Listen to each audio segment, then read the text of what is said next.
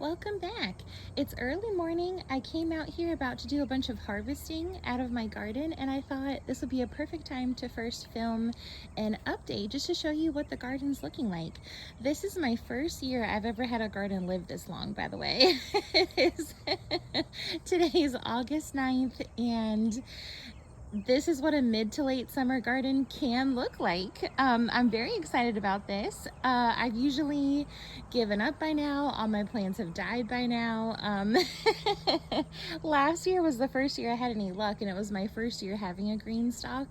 And we had a pest issue that wiped out the garden at, by this point last year. So I would have had success other than that. But yeah, the GreenStalk was the first time I ever got a vegetable garden to live. So let me show you around. I'm very excited that everything is so productive. This week I'll be planning and planting my fall garden, so I'll make sure to bring you along for that. But let's take a look. Okay, so if we start up top here, the Swiss chard is once again out of control. It's growing everywhere, spilling everywhere. I mean, look how huge. Ooh, it's stuck on a, I don't want to rip the tomato plant. Okay, look how huge this leaf, I mean, here's my hand. Look how big this thing is. So the Swiss chard, very productive. I'll have to plan more recipes for this week using a bunch of it up. The cherry tomatoes have also been super productive. You can see here's a bunch in here. We've eaten tons of these. They're so delicious. And then there's a new arm growing on the plant with more flowers. So I guess the plant isn't done. Okay, so we planted this little baby tomato plant probably, I don't know, mid-July maybe. And so I'm so curious to see what it will do. So we're expecting our first frost. We're in zone 7A, so I think it's mid-October for first frost. So we'll see. I'm hoping this little guy will give us some kind of a crop beforehand. You can see, let me move this a little. Here's the yellow cherry tomatoes, and look how beautiful they look. We have a bunch of racks of tomatoes growing. You can see the back side of my flower pyramid here in the background. But the cherry tomatoes have just been so delicious. They're growing very well. The plants are very healthy, so I'm very excited about that. Another thing I've had a ton of right now is bush beans. So you can see I need to come out and harvest a bunch of these this morning. So I have a bunch of plants. They've all been very productive. Some are the Gold Rush, like this one is a Gold Rush bush bean, they're yellow. And then I have a bunch of just like traditional ones. Here's a cucumber plant. I have kind of given up growing cucumbers and squash. This summer they have been so attacked by powdery mildew and those squash bugs. And as much as I try to stay on top of both, I have just lost the war with them. So I have a few little baby plants that you'll see as we go that were planted late. We'll see if they live and do anything. I don't have too high of hopes, to be honest. If anyone has tips for squash bugs and powdery mildew, please let me know. Everything I've tried, I try to do organic gardening, so I don't want to use pesticides or fungicides or anything. All the natural things I've tried have just not worked out for me. So let me know what you think. But okay, so that's this side of it. Let me give you a little spin. We're gonna send the tomatoes through the sunflowers. Okay, okay, so here's the butterfly pea plants. Here's a new bud on this one. And look at this one. I have a bunch of flowers to harvest today. I made a video about this already, but I've been harvesting these and drying them in my pantry on paper towels. And I'm hoping to make that blue butterfly tea that they're making at Starbucks this summer. So I'm excited about that. Let's see. This is dinosaur kale. I've been growing this for the first time. It's been getting eaten up by bugs, I think aphids for the most part. So but the plant itself seems healthy and has grown well. So I'm going to try growing more seeds. And I've heard that in the fall there's less pest pressure on kale. So fingers crossed we can eat some of it this fall. The other thing doing well, I planted this dwarf slicer tomato plant and it is just absolutely thriving. So Let me move you here so I can show you. So here's the pocket it's growing out of. It has one of the trellises supporting it, but it is just spilling over with so many little tomatoes all through here. You can see them in there, here. They're growing all over the place. So I think what I'm going to try to do is stake the plant up on this bamboo stake a little bit, and then who knows, I'm hoping that'll help hold the weight. You can see there's more tomatoes in there, and it's falling over onto my serrano pepper plant. So I need to do something because the serrano pepper's getting squished and I don't think she likes that. So I'll fix it and show you how it works. But here's my serrano pepper planted underneath. In the future, probably wouldn't plant them on top of each other like this, but it has been healthy all summer. I have gotten so many beautiful serrano peppers from it. They just keep growing and growing. I've left some of these bigger ones on here in hopes that maybe they'll turn red, but we've been eating them green all summer long. Pastas, pizzas, chilies, anything. They're so good. So I don't know, even if they don't turn red, we'll enjoy them green. And that's probably about it for this. This is a little baby zucchini plant. Again, not high hopes. We'll see what happens. You can tell there's already powdery mildew on that bottom leaf there. So I don't know, no high hopes. My nasturtium though has been thriving, so I'm excited about that. So I think that's everything to show you in this tower. So let's move over to the other one. We can do here's a little update. I'm growing Benjamin buttons for the first time here, and they're so adorable. Look how cute they are.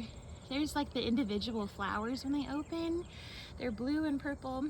And then here's the big beef plus with the basil jungle underneath. You can see I really need to do something about that basil. It is taking over the bottom, so hopefully this will be the week I'll harvest a bunch again. But here's my pink tower. Here's a big picture overview of how it's doing. It is really thriving. So here's a little update on the strawberry transplants, the little runners. This one has grown quite well. I have a bunch new runners. I might get some more of my berry cups out and plant some of those in. I have new Swiss chard plants down here. They're just little babies, are doing well. Here's my last cucumber seed of the year. Little sproutling came up. The strawberries, these are all ever-bearing strawberry plants, and they have just been producing tons of berries the last few weeks. I keep thinking that's going to be the end of their harvest for the year, and then they grow a bunch more. Here's more flowers and baby berries. So we've been getting tons and tons of strawberries, and some of them are huge. Look at this huge strawberry right here.